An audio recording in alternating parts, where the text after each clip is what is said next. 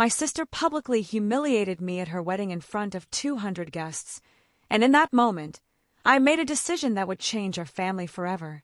When she embarrassed me in front of all those people, I decided enough was enough. Here's how I finally stood up for myself and revealed her biggest secret. I never thought I would be the person to cause a scene at someone's wedding, especially not my own sister's. But sometimes life pushes you to a breaking point, and you realize that being the bigger person has only made you smaller in everyone's eyes. My name is Rachel, and this is the story of how one moment of public humiliation led me to expose the truth that my family had been hiding for years. Growing up, Sarah was always the golden child. 3 years older than me, she had this magnetic personality that drew people in like moths to a flame. She was the one who got the lead roles in school plays, the one who dated the captain of the football team, the one who seemed to glide through life effortlessly while I stumbled along behind her trying to keep up. Our parents never made it obvious, but the favoritism was there in subtle ways.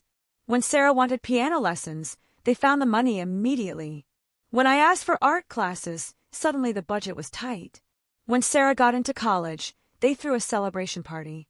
When I graduated with honors from my program, they sent a congratulatory text. It was always like that, small things that added up over the years to create this constant feeling that I was secondary, supplementary, the supporting character in Sarah's story. I learned early on that the path of least resistance was to be supportive, to be the understanding younger sister who didn't make waves. I became an expert at swallowing my hurt feelings, at smiling when I wanted to scream, at being gracious when I felt overlooked. It became my identity, this role of the selfless sister who always put family first. Sarah met David 3 years ago at a charity gala where she was volunteering. He was everything our parents had always hoped she would find: successful, charming, from a good family with old money and older values.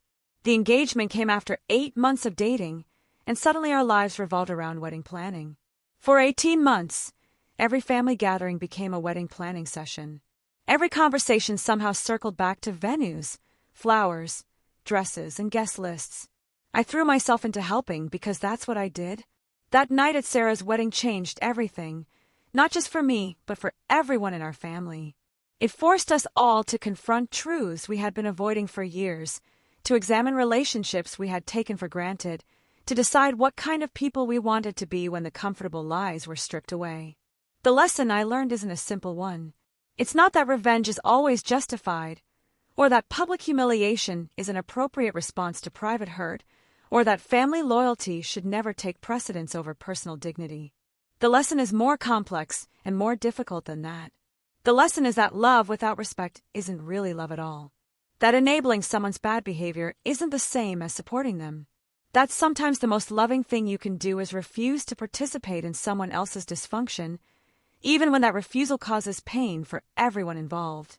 I learned that you teach people how to treat you by what you accept from them. For years, I had taught Sarah that she could diminish me, dismiss me, and humiliate me without consequences. I had taught my parents that they could favor her over me without losing my love or support. I had taught everyone in my life that my feelings, my dignity, and my worth were negotiable in ways that theirs were not. That night at the wedding, I finally stopped teaching those lessons. I finally said, through my actions if not my words, that I mattered too, that my dignity had value, that there were consequences for treating me as less than human. The cost was enormous. The method was flawed. The timing was catastrophic. But the message was clear and, ultimately, necessary. Years later, when people ask me about that night, about whether I regret what I did, I tell them this: I regret that it was necessary. I regret that our family had become so dysfunctional that such a dramatic intervention felt like the only way to break free from toxic patterns. I regret that Sarah chose deception and cruelty over honesty and love. But I don't regret finally standing up for myself. I don't regret refusing to be complicit in betrayal. I don't regret choosing authenticity over enabling, truth over comfortable lies, self-respect over family approval. The woman I was before that night was someone who had learned to make herself smaller to make others more comfortable. She was someone who confused self-sacrifice with love, who mistook doormat behavior for kindness, who believed that her worth was determined by her usefulness to others. The woman I became after that night knows that real love requires mutual respect. She knows that you cannot save someone by enabling their destructive behavior. She knows that sometimes the most courageous thing you can do is tell the truth, even when that truth shatters everything you thought you knew about the people you love. That transformation was painful and messy in public. It cost me relationships that I had treasured, forced me to rebuild my understanding of family and love and loyalty from the ground up. It required me to do the difficult work of learning who I was when I wasn't defined by my role as someone else's supporting character. But it also gave me something invaluable: a life built on honesty rather than pretense, relationships based on mutual respect rather than enabling, and a sense of self-worth that doesn't depend on other people's approval or disapproval. If you're reading the story and recognizing yourself in the person I used to be, if you're living your life making yourself smaller to accommodate other people's dysfunction, if you're carrying secrets that aren't yours to carry or accepting treatment that diminishes your worth, I want you to know that you have a choice. You don't have to set your family's wedding on fire to reclaim your dignity. You don't have to choose nuclear options to establish boundaries. There are gentler ways to stand up for yourself, more private ways to refuse enabling behavior, quieter ways to demand the respect you deserve. But you do have to choose. You have to decide whether you're willing to accept a life where your feelings don't matter, your boundaries aren't respected, and your worth is determined by your willingness to absorb other people's bad behavior without complaint. You have to decide whether comfortable lies are better than difficult truths, whether peace at any cost is worth the price you pay for it, whether love that requires you to diminish yourself is actually love at all. The choice isn't easy. The consequences aren't simple. The path forward isn't clear. But you matter. Your feelings are valid. Your dignity has value. And sometimes, the most loving thing you can do for everyone involved is to stop enabling dysfunction and start demanding better. That's the lesson I learned on the night I exposed my sister's secret and destroyed her wedding in front of 200 guests. It was messy and dramatic and painful for everyone involved. It was also the night I finally learned that I mattered too. And that knowledge, difficult as it was to obtain and costly as it was to maintain, changed everything. It gave me a life worth living, relationships worth having, and a sense of self-worth that no one could take away from me again. Sometimes the most destructive moments in our lives are also the most necessary. Sometimes we have to lose everything we thought we wanted to find out what we actually need. Sometimes we have to stop being who everyone else wants us to be before we can discover who we really are. That night at Sarah's wedding was my moment of destruction and discovery, the night I stopped being the supporting character in someone else's story and started being the protagonist of my own. It was terrifying and liberating and devastating and necessary. It was the night I finally came alive, as who I was. I spent weekends driving to bridal shops, staying up late addressing invitations, researching photographers and caterers, all while managing my own demanding job at a marketing firm. I never complained. Not once. When Sarah snapped at me for suggesting a DJ instead of a live band, I apologized. When she criticized the bridesmaid dress I had chosen from the selection she provided, I offered to pay for alterations. When she uninvited my plus one because she decided she didn't want my boyfriend Jake at her perfect wedding, I accepted it without argument. Jake had been the one constant voice of reason throughout this entire process. We had been together for 2 years, and he saw what I couldn't see, or maybe what I refused to acknowledge. He would watch me come home stressed and exhausted from another wedding planning session, and he would ask me why I let her treat me that way. "She's my sister," I would say, as if that explained everything.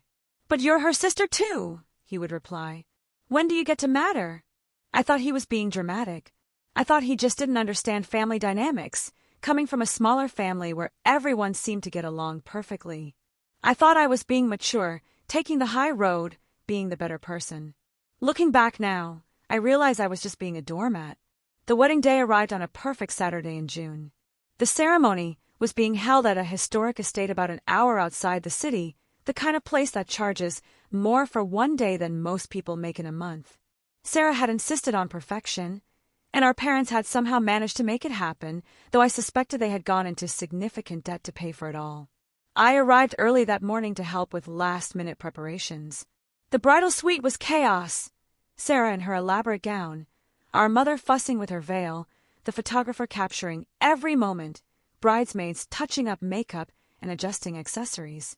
I moved through it all like a ghost, making sure everyone had what they needed, solving small crises, being useful but invisible. Sarah looked absolutely stunning, I have to admit. Her dress was a work of art, all intricate beadwork and flowing silk. Her hair was perfect, her makeup flawless. She looked like a princess from a fairy tale, which I suppose was exactly what she had always wanted to be. The ceremony went off without a hitch. David looked appropriately nervous and smitten as Sarah walked down the aisle. Our father beamed with pride as he gave her away. I stood with the other bridesmaids, smiling on cue, holding her bouquet during the ring exchange, playing my part in her perfect day. It was during the reception that everything went wrong.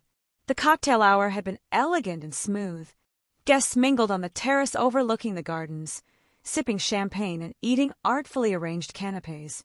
I made conversation with relatives I hadn't seen in years, college friends of Sarah's I barely knew, and David's family who were polite but clearly saw me as the lesser sister. Dinner was served in the grand ballroom, with round tables decorated with elaborate centerpieces of white roses and baby's breath. I was seated at the family table, which should have been an honor, but I felt like an afterthought squeezed in between our great aunt and one of David's groomsmen who spent the entire meal talking about his cryptocurrency investments. The speeches began after the main course. David's best man told embarrassing stories about college pranks and gave heartfelt wishes for their future. Our father spoke about watching Sarah grow up and how proud he was to welcome David to the family. Sarah's maid of honor, her college roommate Jessica, shared memories of late-night conversations about finding true love. Then it was Sarah's turn to speak. She stood up in her perfect dress, champagne glass in hand, and began to thank everyone for being there. She thanked David for choosing her, thanked our parents for giving her the wedding of her dreams, thanked the wedding party for their support. She was eloquent and gracious, every word perfectly chosen. But then she paused and looked directly at me. "I also want to thank my sister Rachel," she said, and I felt a warm glow of anticipation. Finally, I thought. Finally, she's going to acknowledge everything I've done, all the hours I've spent helping her, all the sacrifices I've made. "Rachel has always been there for our family," Sarah continued, her voice carrying clearly across the silent ballroom. "She's always been the one we could count on to help out, to pitch in when needed. Some people might call her, what's the word, low maintenance. She doesn't ask for much, doesn't expect much, and honestly, that's made things so much easier for the rest of us." I could feel my smile freezing on my face. This wasn't going where I had hoped. Rachel is the kind of person who's happy to be in the background, who doesn't need to be the center of attention. She's content to let other people shine, and that's such a gift, isn't it? Not everyone can be the star, after all. Someone has to be the supporting cast. The words hit me like physical blows. I could feel 200 pairs of eyes on me, could hear the uncomfortable shifting in chairs, the nervous laughter from some corners of the room. Sarah was still smiling that perfect smile, still holding her champagne glass, still looking like a princess. But what she was saying was devastating. I'm so grateful to have a sister who knows her place, who's always been willing to step aside and let me have my moments. It takes a special kind of person to be satisfied with being ordinary, and Rachel has truly mastered that art. The ballroom was completely silent now. Even the waitstaff had stopped moving. I could see our parents looking mortified, could see Jake's empty chair where he should have been sitting if Sarah hadn't uninvited him, could see David looking at his new wife with something that might have been concern or confusion. "So here's to Rachel," Sarah concluded, raising her glass. "My wonderfully predictable, thoroughly average little sister, who's always been happy to live in my shadow. Thank you for making my light shine so much brighter by comparison." She took a sip of champagne and sat down to scattered, uncertain applause. The DJ quickly started playing music again, trying to move past the moment, but the damage was done. I sat there in my bridesmaid dress, feeling like I had been stripped naked in front of everyone I knew. This was the moment. This was when I should have stood up, excused myself quietly, and left with whatever dignity I had remaining. This was when the old Rachel would have swallowed the humiliation, made excuses for her sister's behavior, and found a way to blame herself for somehow deserving it. But something had snapped inside me. Maybe it was the 18 months of thankless work. Maybe it was the lifetime of being treated as secondary. Maybe it was seeing the smug satisfaction on Sarah's face as she destroyed me in front of everyone we knew. Maybe it was remembering Jake's words. When do you get to matter? Whatever it was, I felt a cold clarity wash over me. I stood up slowly, my legs somehow steady despite the adrenaline coursing through my system. The conversations around our table died as people noticed me rising. "Thank you for those kind words, Sarah," I said, my voice carrying clearly in the sudden quiet. "It's interesting that you should talk about knowing one's place, because I've been thinking a lot about truth lately. About honesty. About the things we hide from the people we love." Sarah's perfect smile faltered slightly. "Rachel, what are you?" "I'm talking about secrets," I continued, looking directly at her. "The kind of secrets that can destroy a marriage before it even really begins. The kind of secrets that reveal who someone really is behind all the perfect appearances." The ballroom had gone completely silent again. Even the DJ seemed to sense that something momentous was happening and had lowered the music to almost nothing. "You want to talk about being in the background, Sarah? About being the supporting cast? Well, I've been in the background for so long that I've seen things. I've noticed things. Things that maybe the star of the show thought no one would ever discover." David was looking between us now, his face pale. Our parents were staring at me with expressions of horror and confusion. But I was beyond caring about their comfort, beyond worrying about making waves or keeping the peace. "Like the fact that you've been having an affair with your personal trainer, Marcus, for the past 6 months. The gasp that went through the ballroom was audible. Sarah's face went white, then red, then white again. David actually took a step backward, as if he had been physically struck. "That's not true," Sarah whispered, but her voice lacked conviction. "I have the photos," I said calmly. "I have the text messages. I have the hotel receipts. I have everything, Sarah. Because while I was being your wonderfully predictable, thoroughly average little sister, running your errands and planning your perfect wedding, I was also watching you destroy the man you claimed to love." The silence stretched on for what felt like hours, but was probably only seconds. Then David spoke, his voice hoarse and barely audible. "Is it true?" Sarah looked at him, then at me, then at the crowd of wedding guests who were all staring at us like we were performers in some twisted dinner theater production. Her perfect composure finally cracked. "David, I can explain." But he was already walking away, pushing through the crowd of shocked guests, his wedding boutonniere falling to the floor as he disappeared through the ballroom doors. The aftermath was swift and brutal. Sarah ran after David, her elaborate train catching on chairs and decorations. Our parents followed, our mother crying, our father looking like he had aged 10 years in 10 minutes.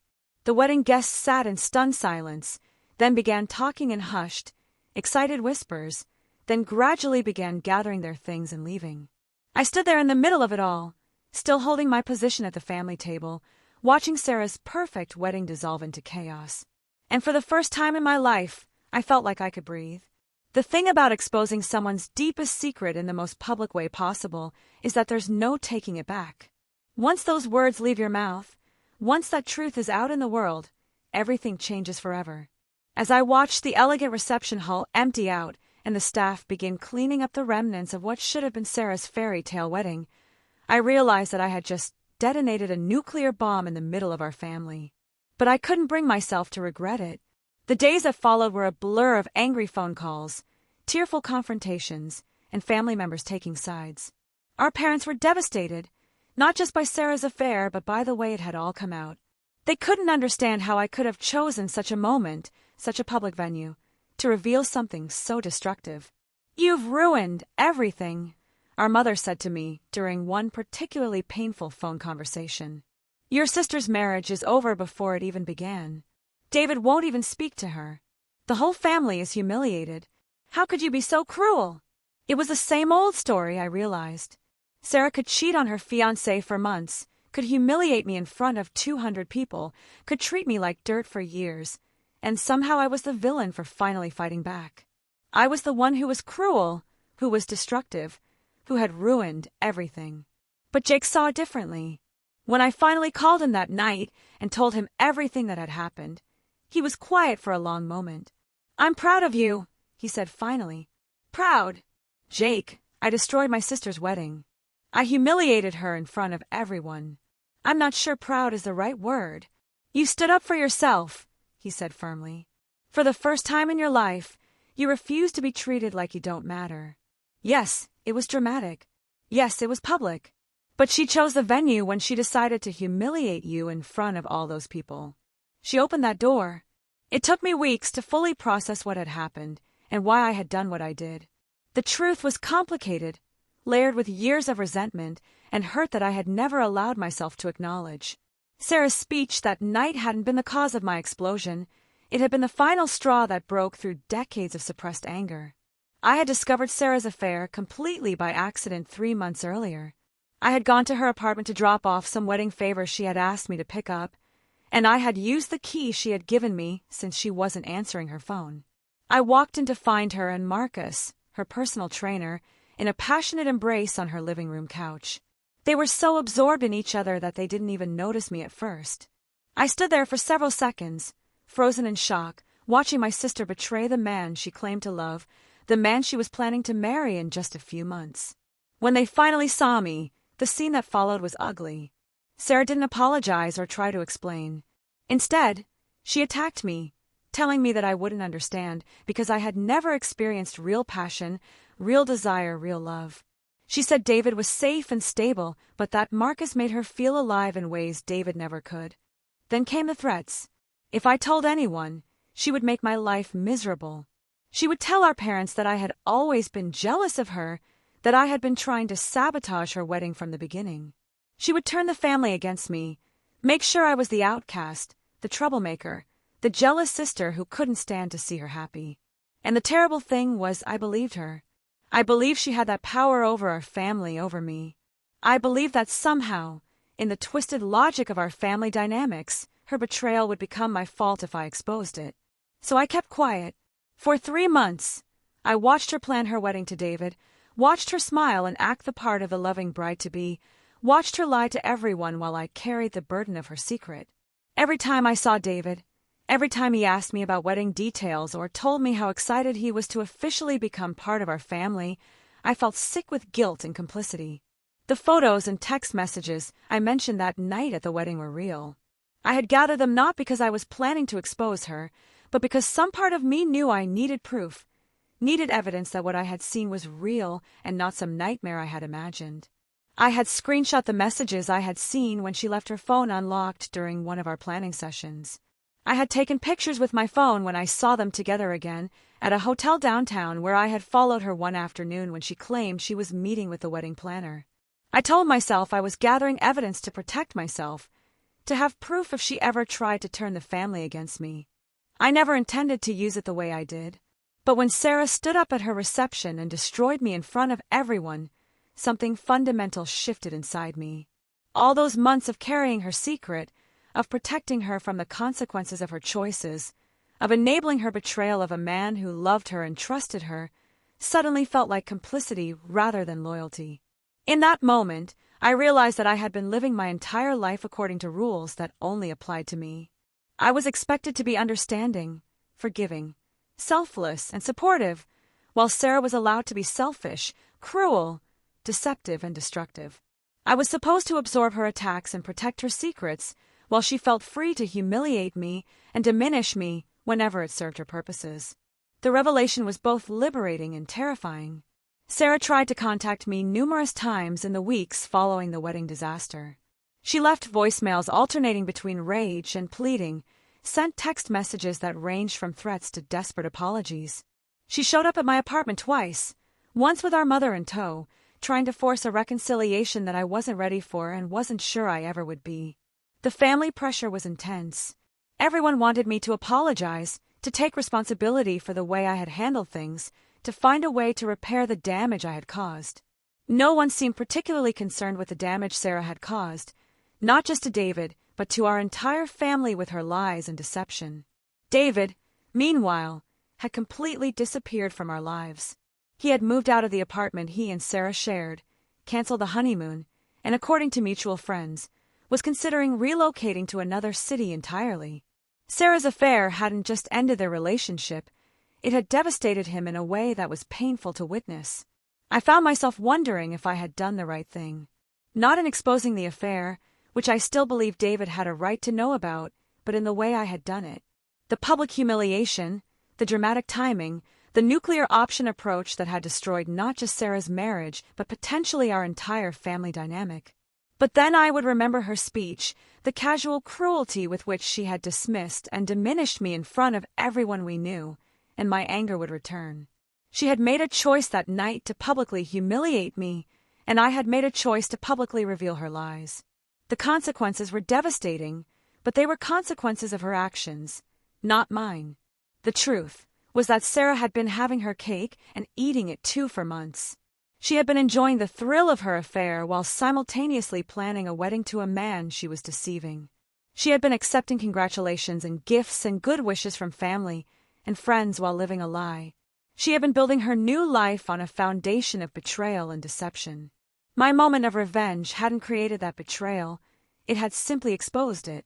But exposure comes with a cost, and I was learning that lesson in painful detail.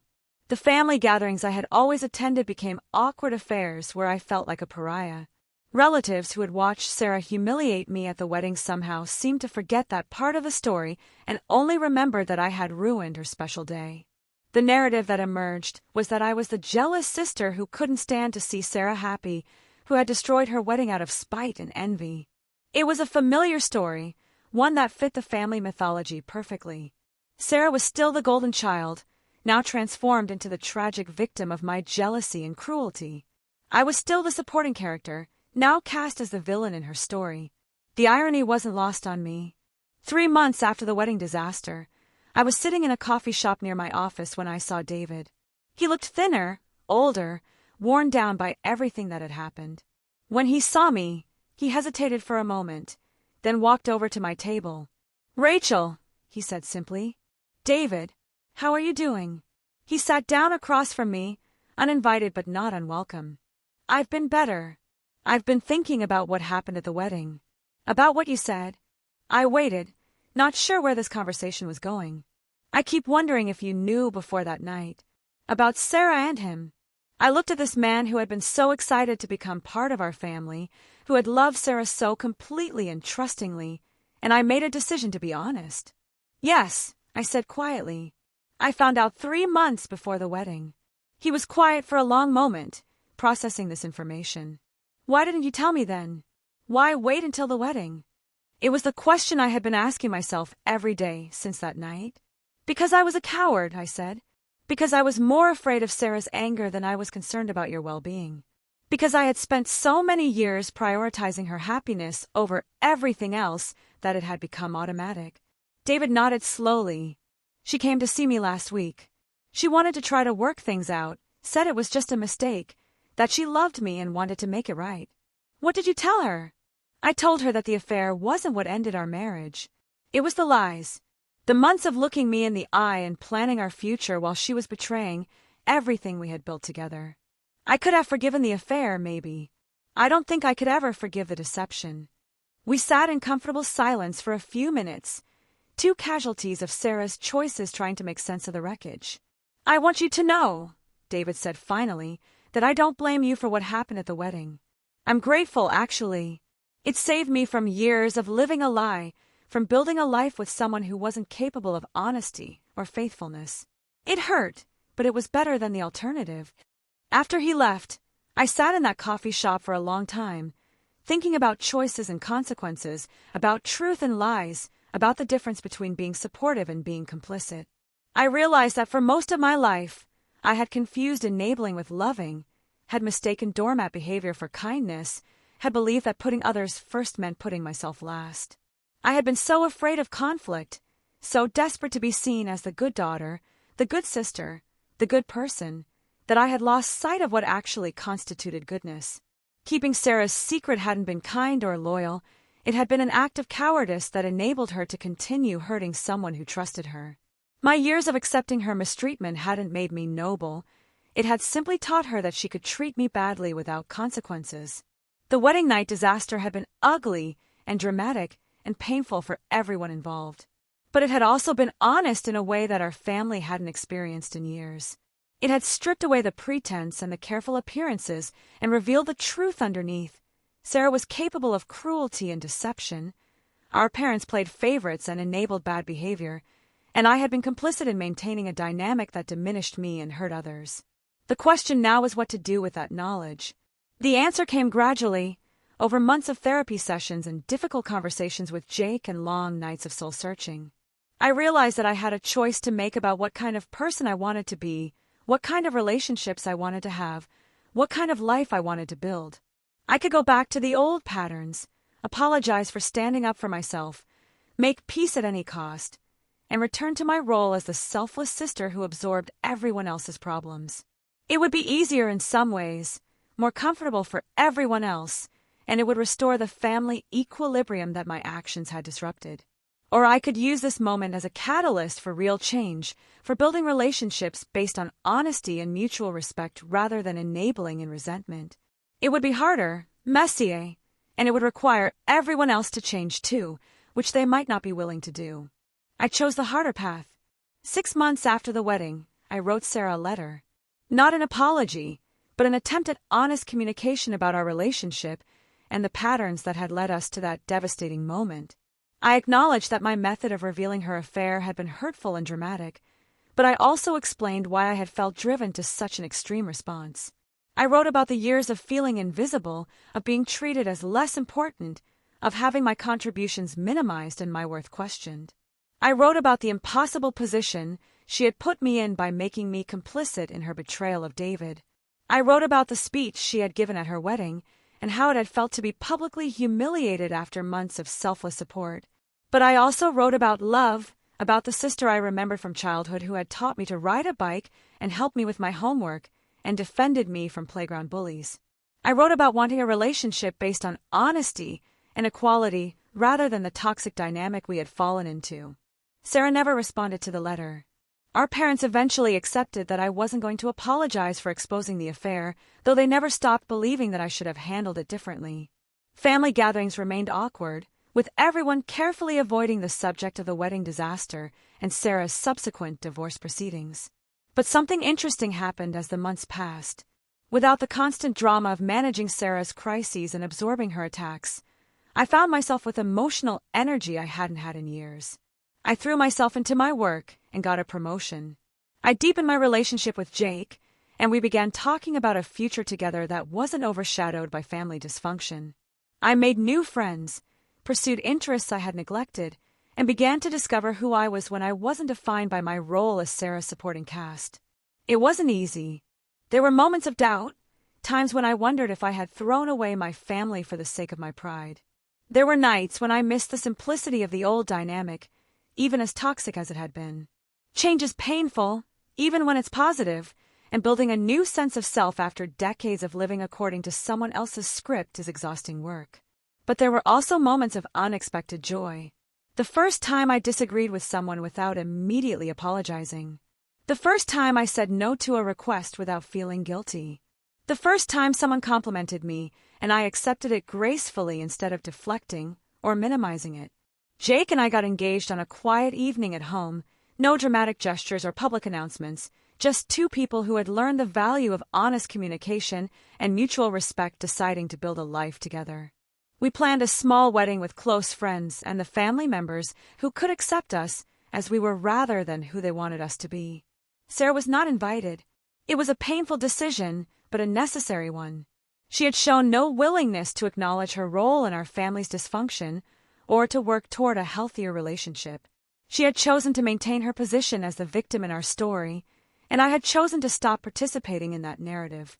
Our parents were hurt by this decision, and there were more difficult conversations about boundaries and consequences and the difference between forgiveness and enabling. Some relationships were damaged, possibly permanently, but others grew stronger and more authentic. The wedding was small but perfect, filled with people who knew us and loved us and wanted to celebrate our commitment to each other.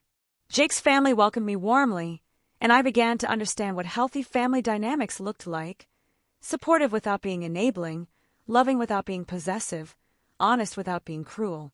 As I stood there in my simple dress, surrounded by people who saw me as worthy of love and respect, I thought about the woman I had been at Sarah's wedding disaster.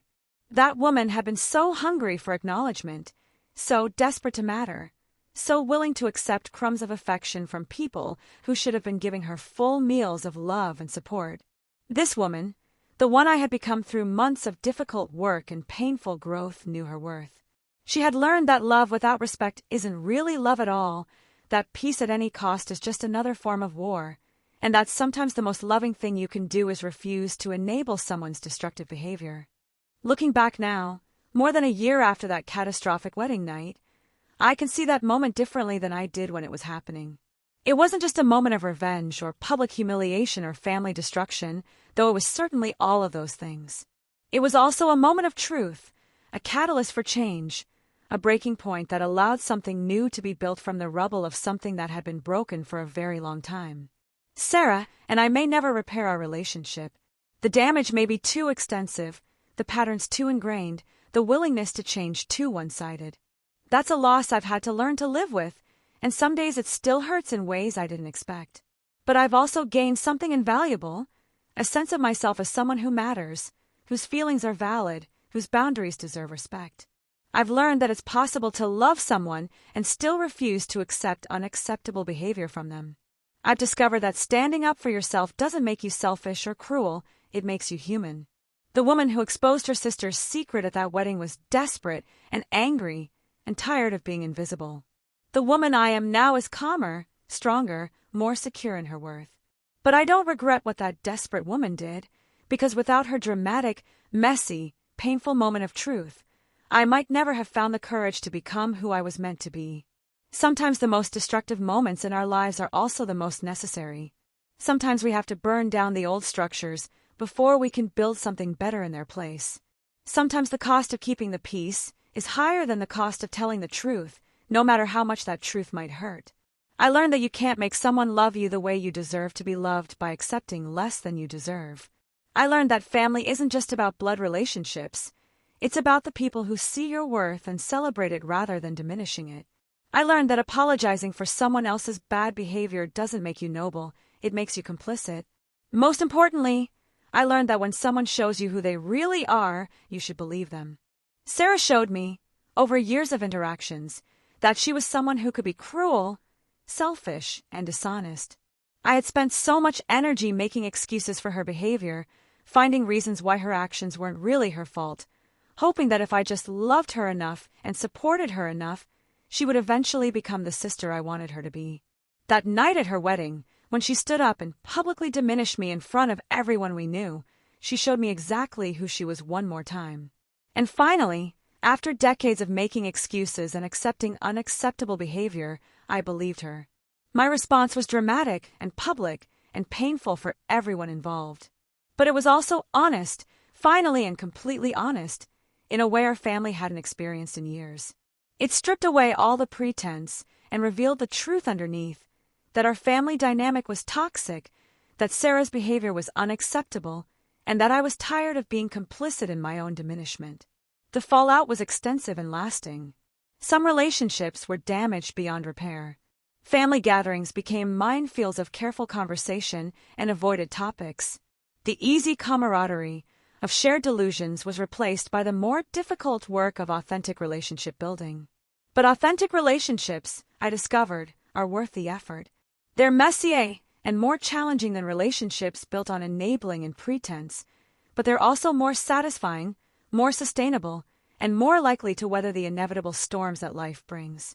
As I write this story now, I'm sitting in the home Jake and I bought together 6 months ago. It's small but comfortable, filled with things we chose together, decorated with photos of people who love us for who we actually are rather than who they want us to be. It's a home built on honesty and mutual respect, on the radical notion that both people in a relationship deserve to matter equally. Sarah is living in another city now, starting over after the divorce was finalized. I heard through family friends that she's dating someone new, and I hope she's learned something from everything that happened. I hope she's capable of the honesty and vulnerability that real love requires. I hope she finds happiness that doesn't come at someone else's expense. But I no longer feel responsible for her happiness or her choices. I no longer believe that loving someone means accepting unacceptable behavior from them. I no longer confuse enabling with loyalty or doormat behavior with kindness.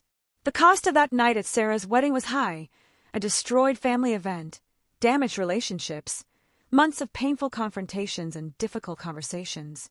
But the cost of continuing to live the lie would have been higher. Years more of feeling invisible, of enabling destructive behavior, of teaching people that they could treat me badly without consequences.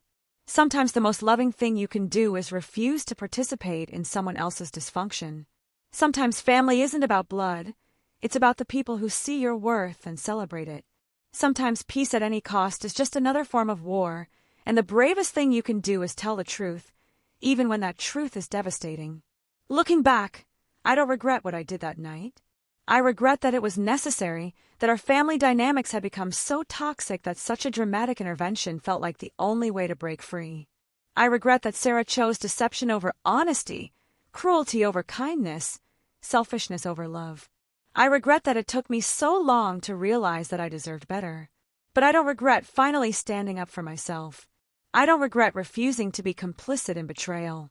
I don't regret choosing truth over peace, authenticity over enabling, self-respect over family approval. The woman who walked into Sarah's wedding that day was someone who had spent her entire life trying to earn love by making herself smaller, less demanding, more convenient for others. The woman who walked out was someone who finally understood that real love doesn't require you to diminish yourself to make others more comfortable. That transformation was painful and messy and public and devastating. It was also necessary and honest and ultimately liberating. Sometimes you have to lose yourself completely before you can find out who you really are. Sometimes you have to burn down everything you thought you knew about love and family and loyalty before you can build something better in its place. Sometimes the most destructive moments in your life are also the most necessary.